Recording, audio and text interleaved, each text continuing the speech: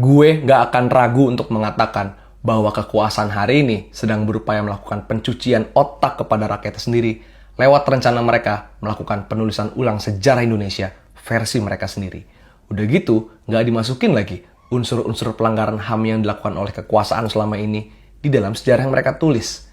Dalam buku legendarisnya George Orwell, 1984, dia pernah bilang, siapapun yang mengontrol masa lalu, dia bisa mengontrol masa depan. Dan siapakah yang bisa mengontrol masa lalu?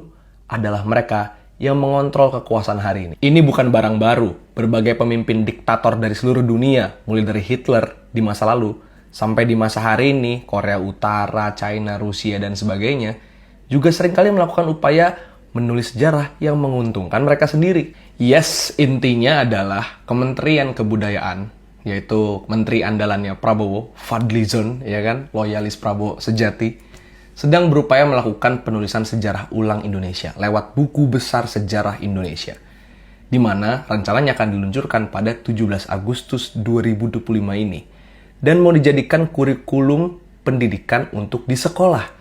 Artinya akan menjadi konsumsi seluruh generasi-generasi yang akan datang. Jadi penting banget ini. Masalahnya adalah mereka nggak masukin berbagai peristiwa penting dalam berjalannya sejarah Republik Indonesia. Mulai dari Kongres Perempuan Indonesia yang melahirkan Hari Ibu, mereka nggak masukin. Dan ini upaya mendelegitimasi gerakan perempuan Indonesia. Mereka nggak masukin berbagai peristiwa pelanggaran HAM berat. Dibunuhnya 1 juta orang lebih yang dituduh PKI genosida tahun 66 oleh Soeharto. Petrus, penculikan aktivis 9798, tragedi Semanggi, tragedi Trisakti, dan juga berbagai pelanggaran HAM berat lainnya, mereka nggak masukin. Kenapa?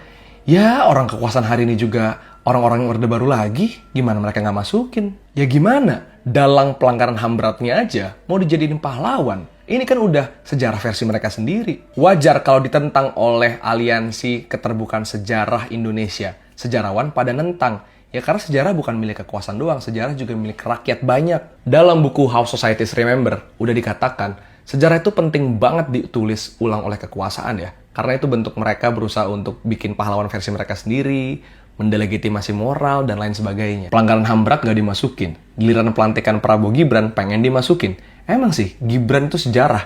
Kapan lagi kita punya wapres hasil nepotisme dan juga pemain kaskus Fufu Fafa? Keren kan?